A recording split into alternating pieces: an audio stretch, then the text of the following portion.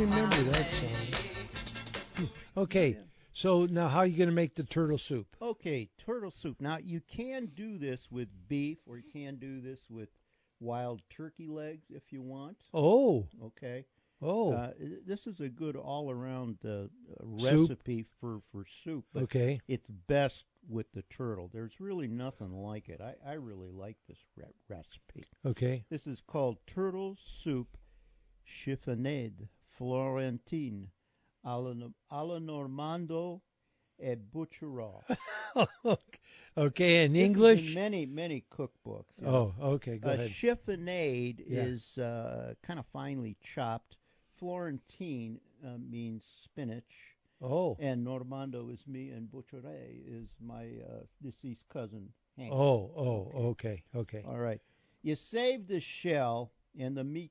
The meat is on the bones, okay, from the legs. Okay, You save that, okay. You need that, and you need a big pot. 'Cause you're I was gonna gonna dump say- all this stuff in a big pot. That shell, so you need a big pot. Yeah, you need a big pot. Okay. And you can't use a huge shell, but a medium size. Could you 11 inches. cut it in half if you had to? You could, but I would try and save a medium shell, like an Okay. 11-inch or Okay. 12-inch shell. Okay. I'm not going to use one of those huge ones. Okay. Yeah. But you save the shell, and you need a big pot. Take at least 25 cups of water, about 5 teaspoons of salt, 3 teaspoons of pepper, 1 or 2 large onions chopped up, 4 or 5 smashed garlic cloves, 2 or 3 stalks of celery, depending on the size. I would put 3 or 4 chunked carrots, some parsley. I like a lot of parsley, and 2 or 3 bay leaves. Now, boil and simmer this for 3 hours or a little longer.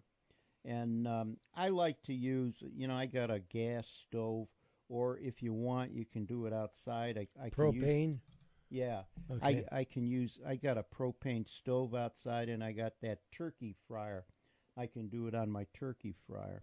And then you can actually debone the meat off the legs and discard the bones. And you can get even some more meat off that shell, that loin meat, that you couldn't get off before with the side cutters. And you save all that meat, and then you strain that soup. Now, into the broth, you got this really nice thick broth, and there's a lot of collagen in there, and that's why you put the bones in there. You get a lot of that collagen, and that's what gives the soup the flavor, and it'll be nice and thick for you. Now, into the broth, you add 2 teaspoons full of Old Bay seasoning, and all the deboned meat, of course, and 1 cup of pearled barley.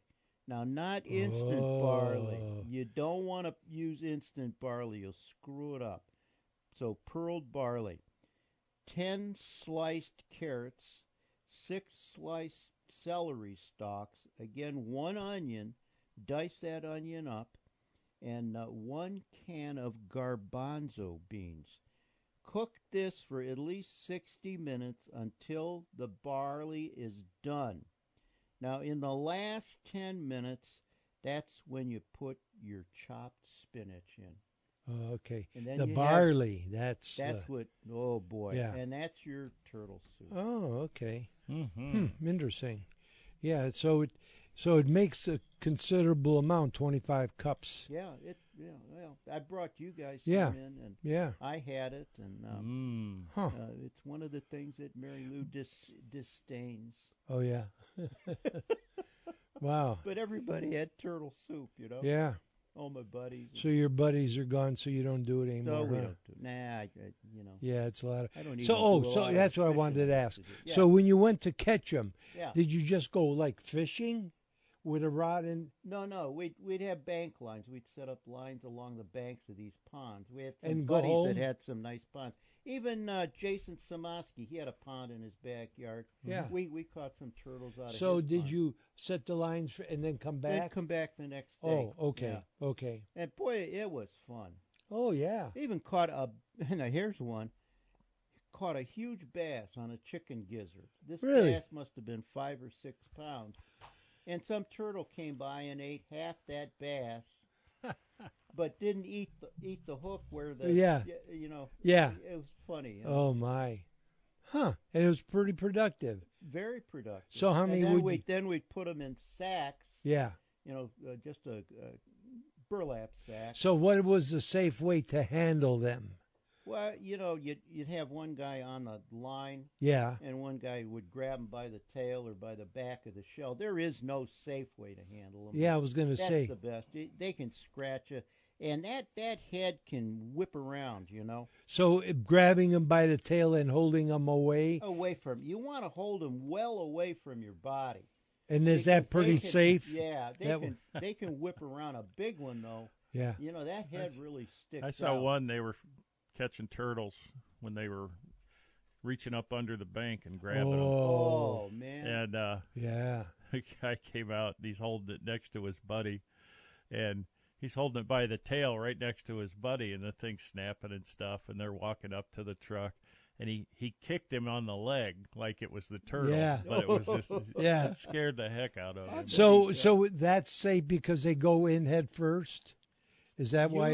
Usually. Yeah, that's when they're noodling for catfish. Yes. Yeah, they'll Yes. pull They'll turtle out. sometimes get a turtle. Oh, there's you know? a turtle. So do they use a heavy glove for safety? No. Oh, geez. You can't get a good grip with a heavy. Yeah. glove, That's right. You know? Those old school turtle guys, you always know a good one because when you shake his hand, he's Yeah. got 3 fingers. So the catfish back in? No, they The go. who? They Back in. And you Okay. can grab a catfish Right. by the mouth. Right. You know, they got those really little teeth. Yeah. But you'll see those guys that are catfishing, their hands are all scratched up. Yeah. Right. From grabbing those catfish. Yeah. But That's what they always say. That's how you get them. You put your hand in their mouth and And they they bite it. your hand, and then you Okay. just hold on. Okay. And you hold on to them, and they Oh. hold on to you, Yeah. and just don't let go. That's what. Wow. I don't know. I think there's a lot of other things would be a lot Oh, safer. sometimes there's turtles. Sometimes there's snakes. Oh, geez. There's all Yeah, a sorts lot of of guys stuff. get bit by copperheads. Copper. Oh, and, jeez. water, No. water Water moccasins. moccasins. Oh, no. a lot of thank you. times those holes in the bank, Yeah. they'll be down low, but then they go up, so there's an air pocket, There's, Oh. in the there's back. dry Sure. Moccasins and go up in and there, the you know? snakes go up there and sit. Yeah. Oh, boy. So yeah, that ain't good. I don't like snakes. I don't either. I hate I- snakes. I don't mind them. You I'm don't, not but a- I don't like I'm them. not a snake guy. I've No. killed a lot of water moccasins in my day. I remember being hunting turkeys in Florida and running into snakes, and I don't care for that. No. I was shooting. There was a guy who had like a reptile show, and he had this big python, Yeah. and he's like, "Oh, he's friendly," and I'm Yeah. like, Mm-mm. Yeah. He was coiled back like this, and he was like, Oh.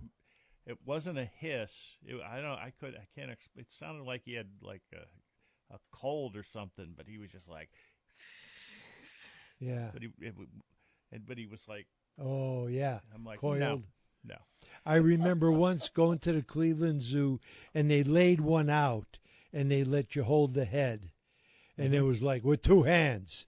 I mean, no. My that's- kids were, my daughter Sarah, we'd go on hikes. Oh, there's a snake. She'd go and pick it up. Oh, no. Wouldn't bite her, nothing. No. She was at one of the outdoor shows when she was younger. We got a picture of it. She got Yeah. a cowboy hat on. Yeah. And the snake guy, the reptile guy, Yeah. he put like 10 snakes on Oh, her. And she's holding jeez. 2, and she's got a boa around her Oh. neck and another snake. No, and no, and no. we got a picture of it. It's funny. She didn't, Oh, doesn't God. bother her. It's like, I don't know Isn't where it she got that from. strange how some people, Yeah.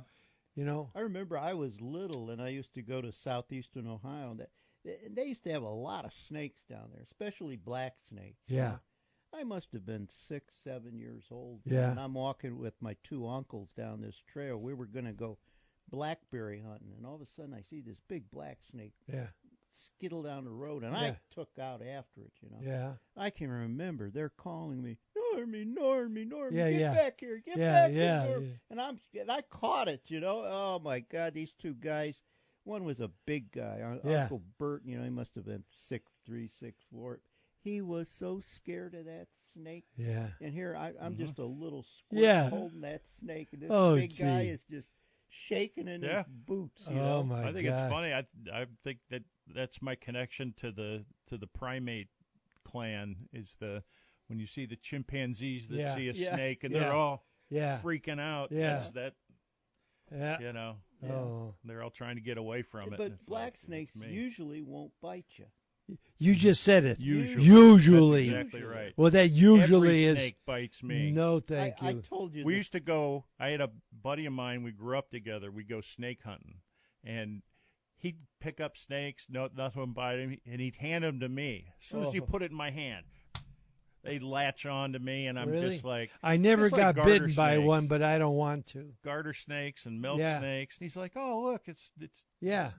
tame and Yeah.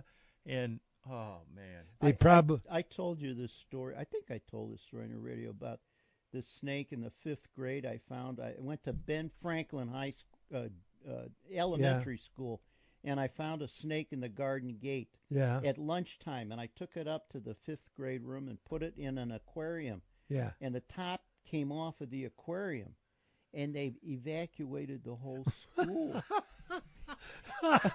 It's a good story. Oh, great. God. You know. Yeah, I bet. And I came back to school, and they go, there he is. I'm walking down the garden gate, and everybody's out of the school. There, he's coming down the garden gate. And they said, did you put a snake in there? The science teacher came up. I go, yeah, what's wrong? He's loose in the room. The whole school was evacuated. Did you go find it? I went and I found it, and I put it back in the aquarium. They said, no, you take it out. You put it back where you found it. you Oh, know? God. I Okay. couldn't believe everyone was so Yeah, afraid yeah. of that snake. Wow. I didn't get in any trouble, though. You're you know? lucky. You're lucky. Okay, we'll take a break because we got a fishing report coming up. oh yeah. And we'll do that on the other side. So we'll take a break and be back.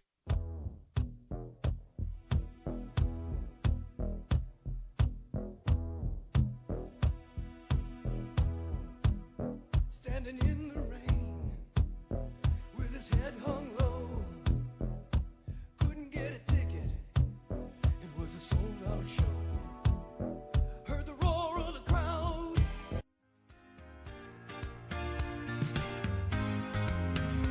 This is Carl Big Daddy Backnell for Inside the Great Outdoors Radio. We're Cleveland's only live, independent call-in outdoors radio show, and we're in need of sponsors. Every Sunday morning from 7 to 10 a.m., Castaway Coolest, Dr. Norm, Joe Keogh, and myself cover a variety of outdoor-related topics. The show podcast also runs nationally several times a week on the Outdoor Radio Network. If you own a local business and are looking for a place to advertise, Inside the Great Outdoors is for you. For more information, contact Joe Castaway Coolest by email at jcoolis@castaway.com. That's Castaway with a K. Lowest rates in town for the fastest 3 hours in radio. Inside the Great Outdoors. Do you enjoy a good story about hunting or fishing? Then you need to get your hands on Tales from the Trails, the real-life adventures of Castaway Coolest. Take a journey around the world with Joe as he recounts some of his best hunting and fishing trips, from Africa to Alaska, from behind the Iron Curtain to Australia. You can share in his memories through the book, complete with pictures to take you on the journey. It's a trip back in time looking through the eyes of an outdoors legend. Order your copy today on Amazon or at castaway.com. That's Castaway with a K.com. Thanks for listening to the Inside the Great Outdoors podcast. If you have any questions, comments, or stories you'd like to share, shoot us an email at jcoolis@castaway.com. That's Castaway with a K. We'll share your comments with our audience on the following week's show. Thanks again for listening to Inside the Great Outdoors.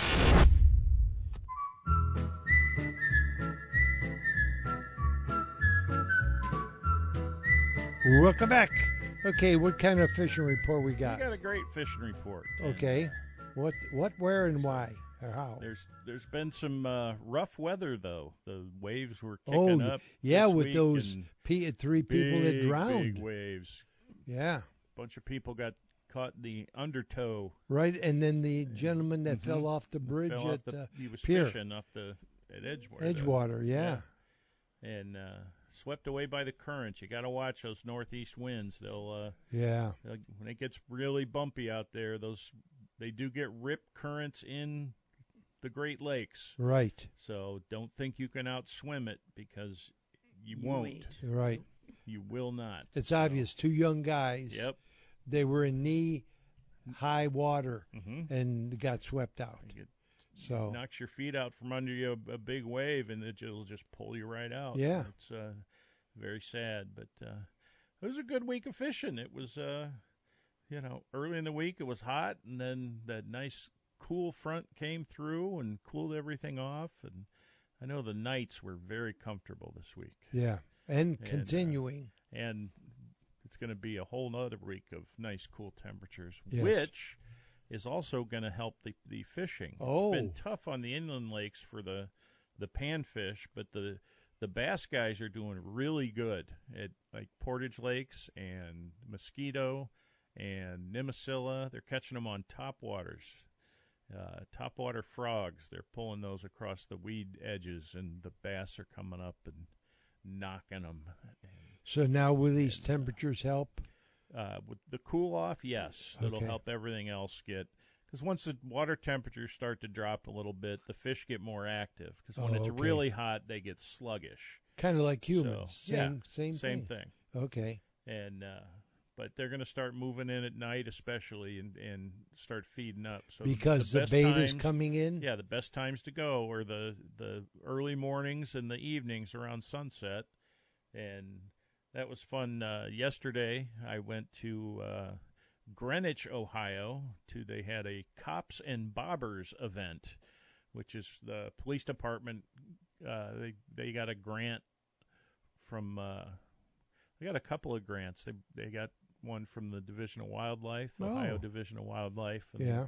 They got fishing rods and some tackle boxes, and paid for bait and some Stocking? other stuff. Yeah, They stock? they have money for stocking, and they Okay.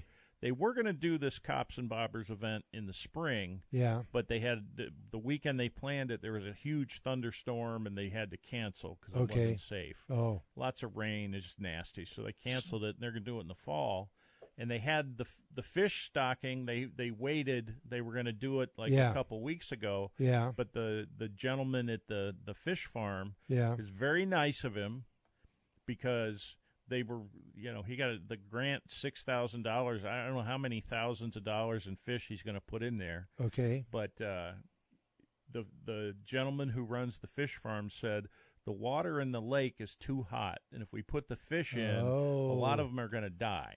Good. That was smart. So I don't want. He told the police officer, Bush, who's the community relations police officer out there. Yeah. In Greenwich, Ohio, which is in Huron County. He told him, he said, "Look, I don't want to waste your money." Yeah, that was nice. So he could have. Let's wait. He's going to wait a couple of weeks, and once the water temperature gets down to a certain point, he's going to stock it then later in September. Okay. So hopefully after it cools off a little bit. Yeah. And so the fishing there will be great all fall, and then in the spring they're going to do it again. Okay. So they're going to have another Cops and Bobbers event out there next year in the spring as like a kickoff to summer. It's either going to be late May or beginning of June. Yeah. And then he's going to do another one in the fall again, as right before the kids go back to school. But it was a great turnout, lots of kids and families. And they still caught fish. Oh, yeah. They're good. Big, they're real nice bluegills in there. I was there quite a few, too. Yeah. And there's supposedly catfish in there, and I caught a little bass and a couple of bluegills, showing people how to use the Cast Cray soft plastics. Yeah. And the Cast Cray Cares side of Cast Cray Outdoors, they donated a big bag of soft plastics for the kids, and they love those, and kids were using those and catching some fish. And even the grown-ups started using them, so I was showing them the way. And but there's nothing better than volunteering at these events and actually helping a kid and watch him be successful on his own. from your teaching. And there was a young man there. His name was Jason. Yeah. There's a picture of him on the page. He's the young man with the glasses. Okay. He was there with his grandparents. And his grandparents were sitting in their folding chairs on the bank of the lake, and Jason was in front of them. And they were trying to show him how to cast. He had everything right.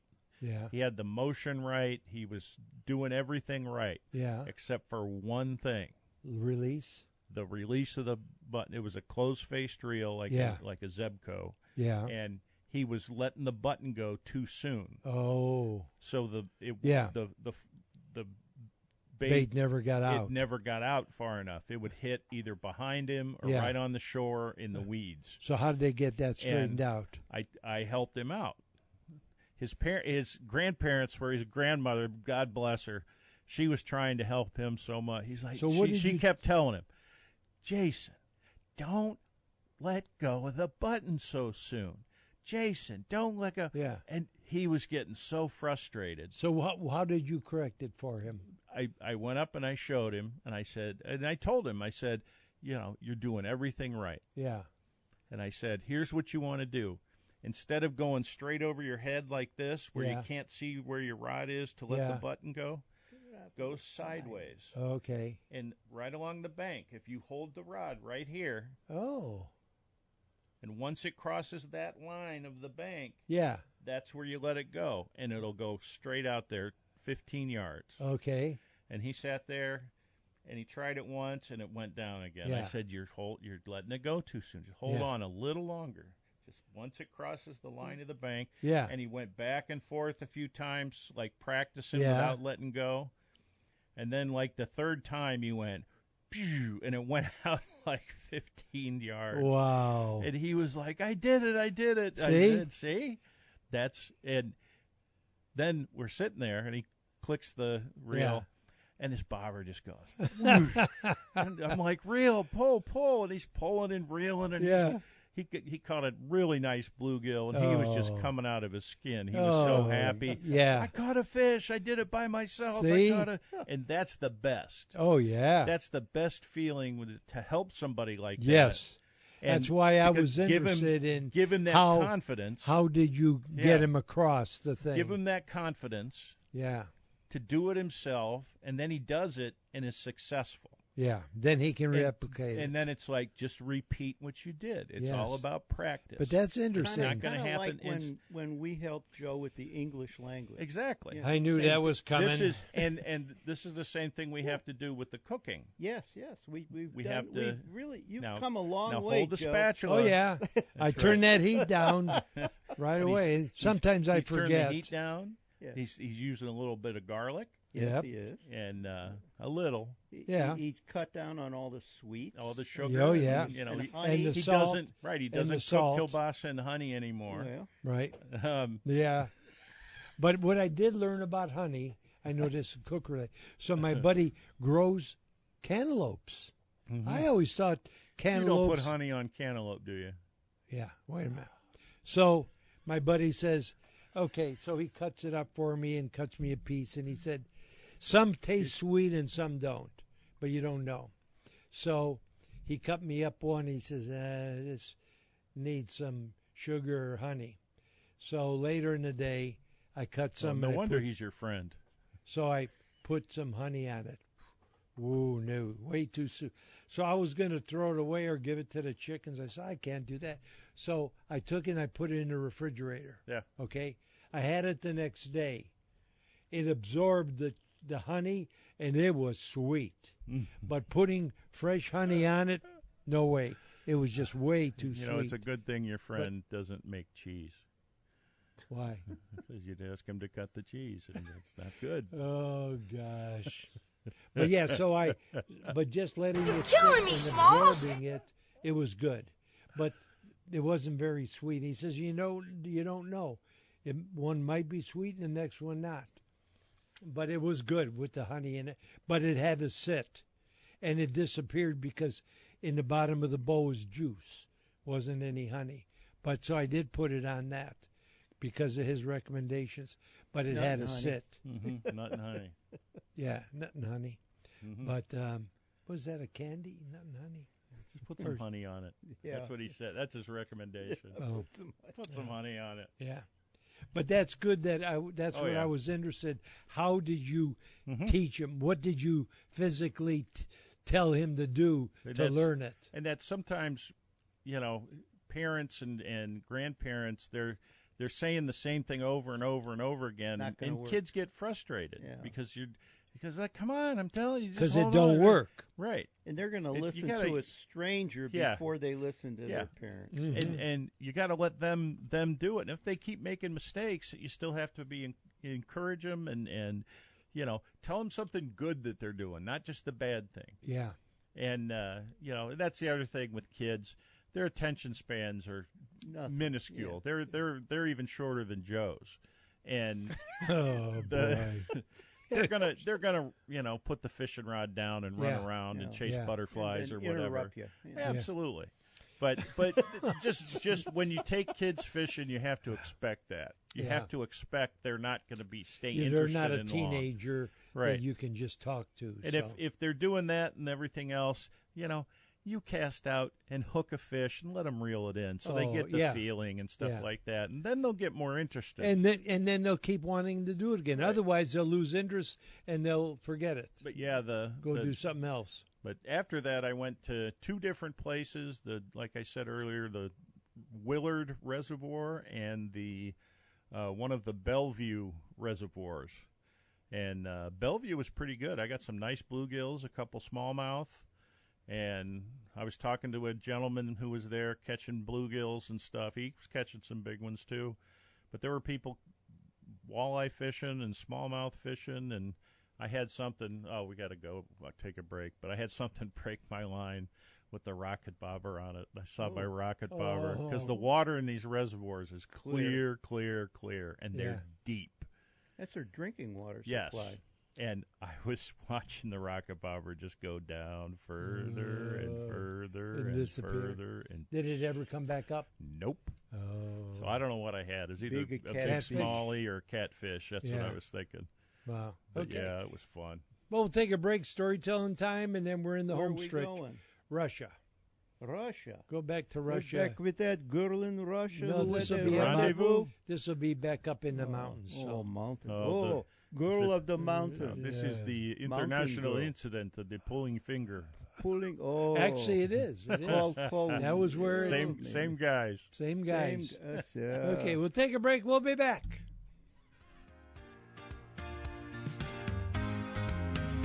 This is Carl Big Daddy Bechtel for Inside the Great Outdoors Radio. We're Cleveland's only live, independent call-in outdoors radio show, and we're in need of sponsors. Every Sunday morning from 7 to 10 a.m., Castaway Coolest, Dr. Norm, Joe Keogh, and myself cover a variety of outdoor-related topics. The show podcast also runs nationally several times a week on the Outdoor Radio Network. If you own a local business and are looking for a place to advertise, Inside the Great Outdoors is for you. For more information, contact Joe Castaway Coolest by email at jcoolis@castaway.com. That's Castaway with a K. Lowest rates in town for the fastest 3 hours in radio. Inside the Great Outdoors.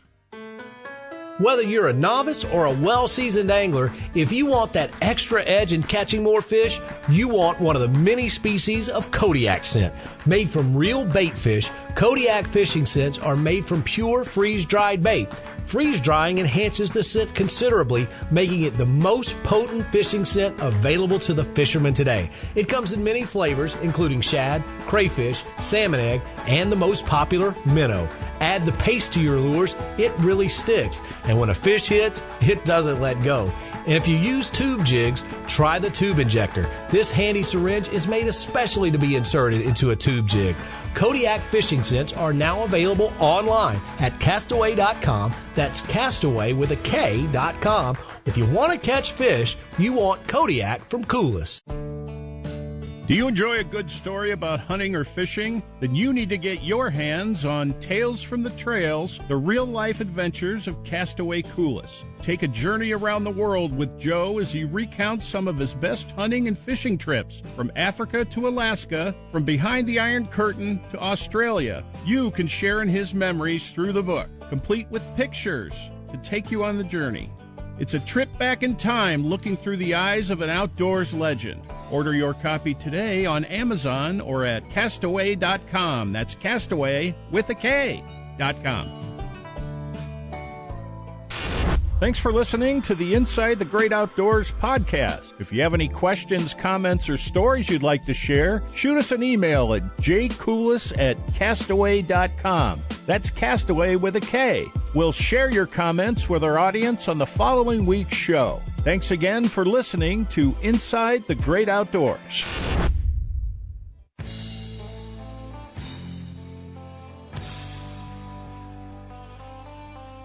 Welcome back. Listening to Inside the Great Outdoors, storytelling time. And so my buddy got me hooked on working on black and white photos to colorize them. And I was going to buy some software, and here I realized that Photoshop Elements has that capabilities. So I went through all these black and white shots that I had from Russia of being in the mountains. And so I worked on that for hours and made a slideshow and got it up on Facebook. But it brought back a lot of memories of the ride to get to the place. You flew into Baku, I believe it was. I think so. And that would have been Azerbaijan. But it was interesting. You went through a oil field where they were processing it, and you went right through the middle of it. But there were all kind of, because this was all during the Cold War yet, and there were also guards around and jets flying overhead and stuff, and you just drove right through it, only because they treated America, or hunters in general, not necessarily Americans, but hunters as more the elite, because the normal people in Russia don't get to hunt. So the people that went were from either other countries, but they were the elite, and so they just gave you way more respect than you would have gotten normally if you were just a tourist. So you were treated better. But so you drive back way up into the mountains. You stayed in a little motel, I would call it, but it was nothing like today. It's just a small building, and so you spent the night, and then up in the morning, get up early, and you drive way back into the mountains, and you met your guides, and which would have been like about a dozen guys, and their whole family. So everybody shows up. And they got the chickens they had in a crate. Mm-hmm. So you would eat the fresh eggs as they laid them, and eventually you ate the chicken. And that was one of the things they made chicken soup. The other food I didn't care for, but the chicken noodle soup, oh boy, was it good! And the eggs in the morning. So, anyways, you'd get on the horse. Did you put honey on them? No. So you ride the horses back, and then you'd climb the mountain, just like sheep. Hope. What other part of the horse are you going to ride? What did I say? You said you ride the horses back. Back into the mountain. No, it just sounded funny. Did it? Oh, it sounded funny. Okay. Oh my God. You rode the horses back into the mountains, and then you'd have to climb. And so we did that, and it's all driven hunting. The reason they had so many is they would send these guys out through the mountains, and they would kind of try to herd them to go in a certain area, and you knew where they would normally go, and they put you there. And we had that one spot where we had to get to this little outcrop that they had built in the side of the mountain where you were kind of hidden. But to get to there, you had to go. There's no way a human normally could cross that shale slide. It was so steep. And I've talked about it before, but it's, as I got the pictures and I colorized them, so they held onto your hand, or they held your walking. You always had a walking stick, or they would hold a walking stick. But then when it got really bad, and that's where I mentioned it. I know I've told it before, but they would take their walking stick and they would shove it into the shale. And you put your foot not on the shale, but on where that walking stick went into the mountain. And that was your step in your life, is relying on that not coming out. Because then they were below you a little bit. But they were like spiders. They could go anywhere. But the guy they assigned people right to you. And the guy they assigned me had to be 30 years older. He had to be in his 70s. Little small guy. His picture's in there. And so then the next step you took wasn't a stick. It was his foot, that he propped his right foot down below and his other up on the side. And you put your life on that guy's foot. You could have both went down the mountain. So it took like 45 minutes to cross this little area. And when you got we got halfway. And we just had to stop, and I had to look back and take some pictures because I didn't think a human could walk there. A sheep could with 4 feet, but not a human. So we got to mid-spot, and you took a break, and you're thinking, wow. So then we went the rest of the way. And then we got to this little spot. And I had my bow and a gun, and they lost my gun. Well, the gun never got to Moscow. It got to Paris and went back to the United States. And then when I'm leaving, it's there. You want to check it out? No, why take it through customs? I'll wait. I'm going home. I'll pick it up on the other side. Anyway, so we get to this little spot, and we're laying there. And so the guy that I was with was from Australia, I believe. Him and his wife came. And so here come the sheep, just like they said. And the guy shoot and shoot and shoot and shoot, and he misses and misses and misses. So the sheep are gone. So we had to crawl up to get out of there. Then we just went up over the mountain. But so the other neat thing was, so then then they says, well, there is a sheep herder's cave. We could spend the night. Thought, okay. So we go to this spot, and it was the coolest thing I'll never forget. So we're gathered around the fire up in the mountains, and when you're in high elevations, you get silly. It's just, I don't know, the thin air, you just get silly. And so they got all their saddles in a circle, and everybody's sitting by the saddle, sitting on the saddle or leaning back against it. And we're talking, and so the one guy, and he's in there, you'll see it probably, looks like Ringo Starr. And this is where the pull my finger thing went. And it was real quiet. And so I would, because he was a jokester, you know. They had a thing as you were riding, the first guy would yell out some words. And then the guy halfway through would say some words. And then the last guy would say another word, and they'd all bust out laughing. So they taught me the word. It was some swear thing. So they would do, we'd be riding once I learned it.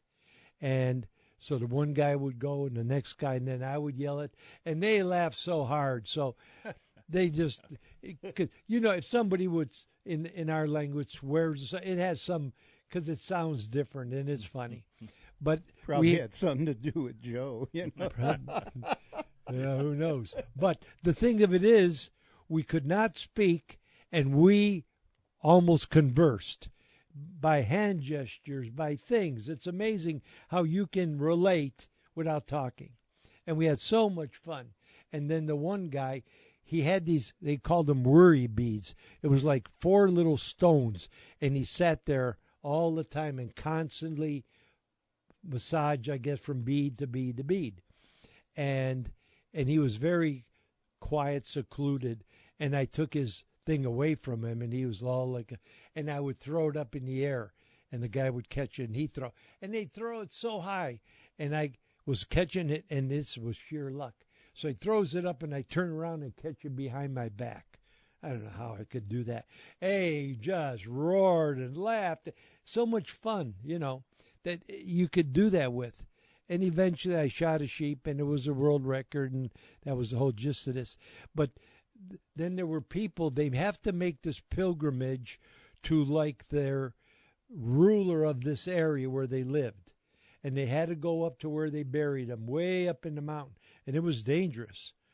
And you go up to, and I walk, and you see this caravan of people, old people. They were 50, 60, 70 years old, and they had to make this pilgrimage once a year. And old ladies, and those are those pictures I have in there, and they have so much character to them.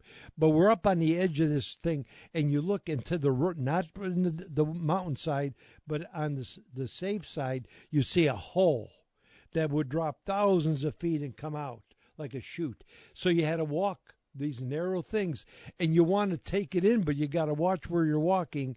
But the feeling and to see that was like, so we see this one guy that was coming down the mountain, and his head was bleeding, and here he fell. I mean, these are old people, but it was, you saw the character of the people.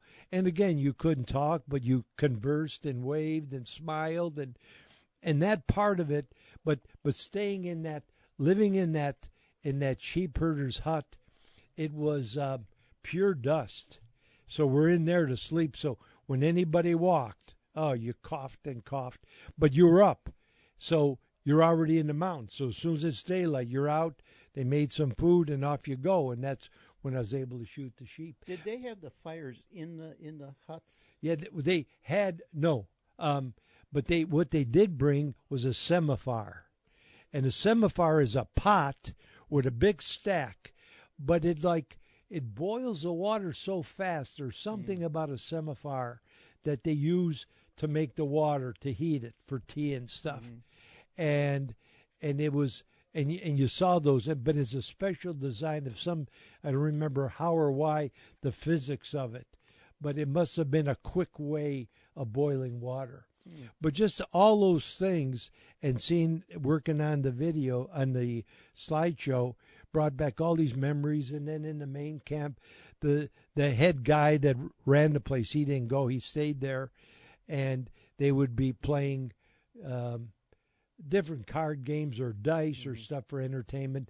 And then the way they ran the animals, they had empty shells that they would load, metal, so they could reload them and use them to scare the stuff. So I landed up shooting like 7 of these sheep because they don't get meat and they're not allowed to hunt. So when I was hunting and shooting, I shot the one that was the world record, and then more were coming, so they told me to keep shooting. So they all got meat. So then when we got back to where the whole families come back out to meet everybody, they wanted me to go and live with them in the town. We got along so good, had so much fun. But it was and it was a Cold War thing, so cost now, who knows what it would be. And the world record lasted for like 30 years or something. Did they have any predatory animals there? Wolves, maybe wolves. Wolves. That was it, though. Yeah, probably. that was it. Yeah, but but the people were so much different than Moscow. It'll be like a New Yorker versus somebody from the farmland. They were so friendly and looked different and act different and more relaxed. It's almost like you could sense the tension. Now, this is Cold War, how they were being watched in Moscow versus freedom out in the hinterlands. But that was a cool trip. And it came up by accident. There was a cancellation. I got it at a good price and could never do it now. And, yeah, that was... Anyways, that's the story. Sticking to it because we got good news. Joe hanging on the line, which we will get to on the other side. So we'll take a break and be back.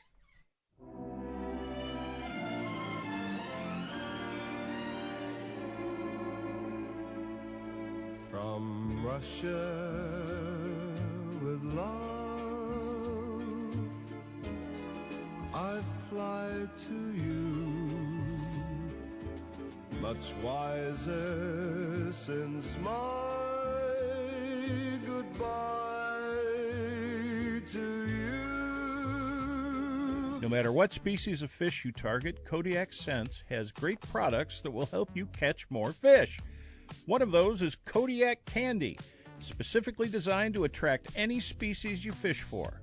Panfish, trout, catfish, or walleye, Kodiak Candy is full of freeze-dried scent. Freeze-drying concentrates the scent and makes it irresistible.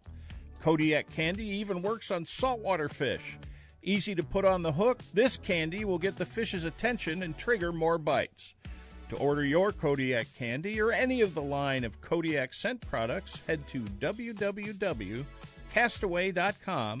That's Castaway with a K. If you troll for walleye, steelhead, or even salmon, you need to check out Castaway's magnetic divers. The release is magnetic, so if it trips accidentally, no need to retrieve it. Simply give the line slack, it sinks and resets itself automatically. When fishing is slow, trip the diver when trolling. It will come up through the water column and very often trigger a strike because you are now covering different depths. It can be set to go off to the right, left, or straight behind the boat. It comes in 3 sizes and different colors. Why not try one today? You can order them online at castaway.com. That's castaway.com with a K. You will not only improve your fishing success, but will make trolling fun again because of no more retrieving after a false release. That's Castaway's magnetic diver at www.castaway.com with a K. Are you ready to catch the big one? Introducing Kodiak Fish Attractant Catfish Bombs, your ultimate secret weapon for a successful fishing trip. Designed with fishermen in mind, Kodiak Catfish Bombs release an irresistible scent that draws catfish in from miles away. Just toss it in, wait a bit, and watch the action unfold. Whether you're a seasoned pro or just starting out, these bombs are hot stuff. Perfect for the weekend angler or those late-night catfish excursions. Watch your catch rate explode with Kodiak Fish Attractant Catfish Bombs. Available online at castaway.com. That's castaway with a K.com. Thanks for listening to the Inside the Great Outdoors podcast. If you have any questions, comments, or stories you'd like to share, shoot us an email at jcoulis@castaway.com. That's Castaway with a K. We'll share your comments with our audience on the following week's show. Thanks again for listening to Inside the Great Outdoors.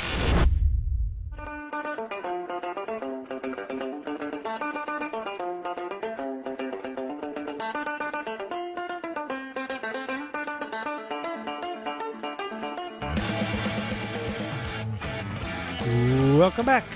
Time for Good News segment with Good News Keo. Right there, buddy.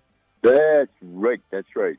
Joe, I have to say I thoroughly enjoyed that slideshow you put together on your Oh, really? Yeah, there's some amazing photography there. That The really, mountains were so sheared walls, just like incredible. Hundreds of feet of sheer, just sheer up and down. And then to transverse that stuff. But did you see the people, their faces, and their uniqueness? Yeah, Oh. that was very, very, very good. Good. Anyone hop on the book face, and head over to the Inside Great Outdoors group page there. Oh, and good. I'm check glad out. you liked it because I spent a lot of time colorizing them because they look so much better color than black and white. Oh, sure. Yeah, no, they turned out very well. Oh, very good. well. I'm glad you like it. I'm glad it was worth the work putting into it. Nicely done, sir. Oh, Nicely thank done. you so much. I appreciate that very much. Very much. Yeah. Hey, well, we talked about the fair, so we won't beat that to death anymore, but it is running Thursday through Monday if you're looking for something to do this Labor Day weekend, which, by the way, here's the other piece of good news. Yeah. Everything's starting to open up on Labor Day. You've got the dove season opening Monday, September 1st. Yeah.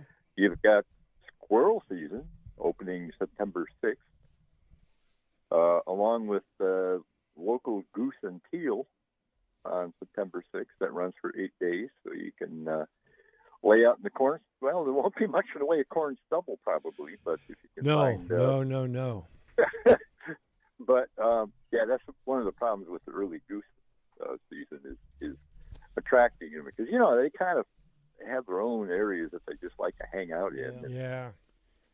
Are you guys seeing as many geese as I was just going to bring that up. I am not seeing the geese. You seeing a lot of geese? Yeah. No.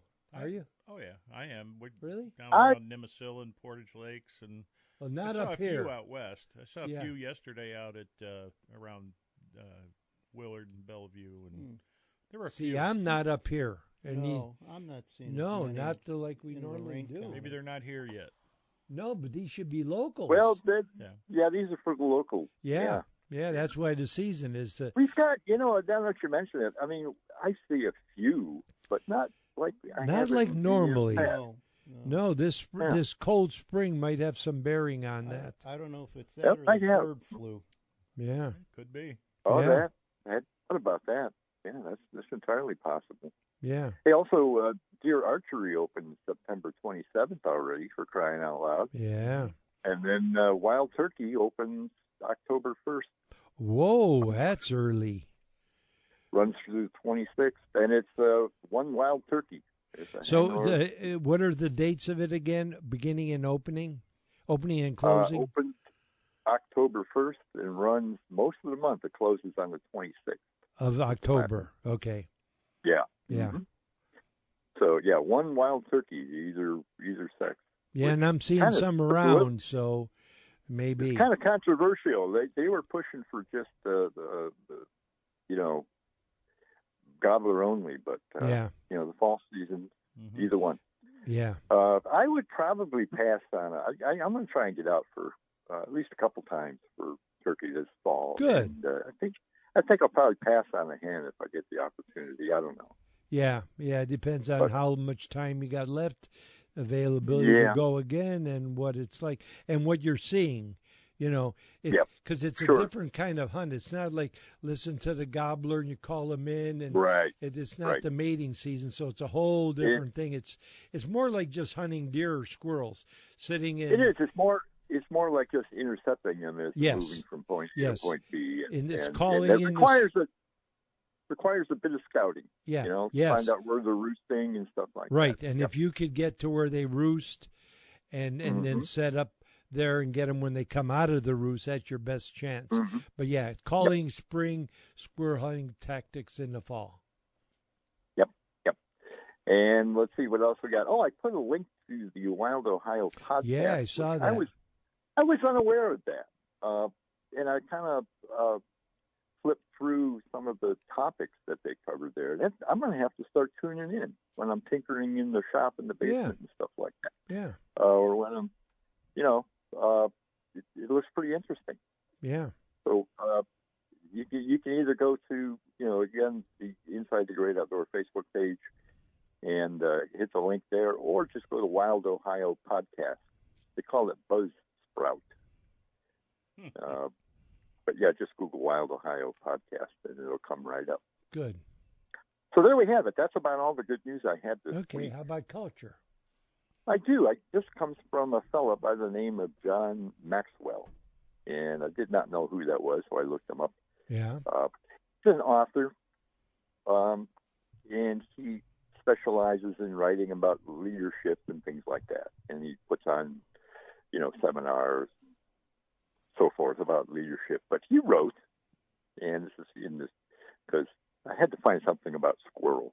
Yeah, I love eating squirrel. Oh boy. Yeah, I know. And hunting them too, but.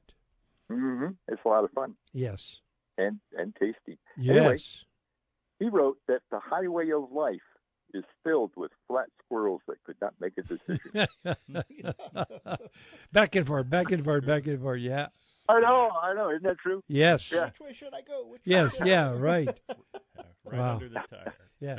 The coolest thing. Okay, so you see a squirrel, and you're sitting there waiting, and he's coming right at you. Well, okay, you'll wait. Yeah. And he gets closer and closer. Well, now he's too close. So you wait, and he gets away, and you never even get a shot. You should have shot him when you seen him, and I don't know how many times that's happened. I know. Oh. I know. Oh, that's cool. Good. That's funny. All righty. So nice to hear from you. Likewise, guys. Have a great week. You too. Enjoy the We'll see you, Joe. Enjoy that weather. See you, Joe. Yeah. All righty, guys. Take care. Bye-bye. That's good that he enjoyed my slideshow. That it was worth that people got to see it and enjoyed it. So it's worth the I'll time. have to break out the computer and look at it. Yeah, it's about 6-7 minutes, and Oh, jeez. Huh? Oh, jeez. But it was. I'm only joking. I know. But it's stuff that where you're going to see that, now. Oh yeah. And Well, it was the mountains were so. It's like a trip back in time. Yeah. Yes. But it's also interesting. It's an angle of a thing that is different. It's different, Is that why? It's things you don't see. Yeah. You know what I mean? Be able Yeah. to see again. That you can't do that stuff anymore. No, you're right. So how are you going to see that? Nobody's going to go there and film the mountains or go through what you have to go through to get to the areas to be able to take pictures. You're not going to go climb a mountain just to go do it. No. And I don't know if they even let you over there, too. So it was... Probably not. No. And so the whole setup with being with those people, you're living with mountain people for a week. And it was a big deal. Like I say, the whole family came to send them off. And the whole family came back. They knew, I don't know how, because there was no communications. How did the village know to come back to meet their family? They smelled chicken manure. Maybe. No, the chickens. They let the chickens run around camp, and they lay eggs. And then they had a little old guy that was the cook, but he made the best chicken noodle soup, and he made. This week is going to be good soup weather. Yes, it's going to be a little cooler, and it's also harvest time, so you can get some nice fresh vegetables and make a nice pot of vegetable soup. Well, what I have to learn, and guys have been helping me, I've got saved tomato sauce, tomato juice, and I got to learn how to make tomato soup out of it because I love. I'll bring a recipe next week for tomato soup. To make it. Yeah. Okay. Yeah. You should get him a gazpacho recipe. He could use his cucumbers too. Oh. Tomatoes and cucumbers. What the heck is that noise? It's a mic check. That's what that is. Oh, I don't. Where's the Irish guys? They must think be. they got a podcast. Are they doing a remote? Something. Oh, cool. Oh, okay. Because they won't let us in the cultural. Yeah, we have no culture. We have no culture. We have no culture. We got all kind of culture, but get out there and make some memories. Like yogurt. Like we were talking earlier, me and Carl, we both got to see a sunset that was so striking that you don't get to see often. With the rays going through the clouds, right place, right time. So, and with this weather, it should be some nice sunset. Just to go to see those, and when you do, you won't forget it. And if you got your camera, your phone along, take a picture so you could relive it. But get out there and make some memories because you never know what memory you might just create. Make a phone call to somebody you haven't talked to in a while. Win-win situation. They'll be happy. You'll be happy. I say it every week, but it's true that a day wasted, a day without a smile is a day wasted. So remember that and take that into consideration. Make somebody smile. Win-win situation. And as my mother would always tell me, now, Joe, don't you ever take any wooden nickels. To Inside the Great Outdoors with Joe Coolis, Joe Keogh, and Dr. Norm. Join us every Sunday morning from 7 a.m. to 10 a.m. on AM 1420 The Answer. Download the podcast of today's show and previous broadcasts at IGOradio.com. Follow the show on Facebook and get interactive with the cast and crew. Thanks for joining us. We'll see you next week, 7 a.m., right here on AM 1420 The Answer.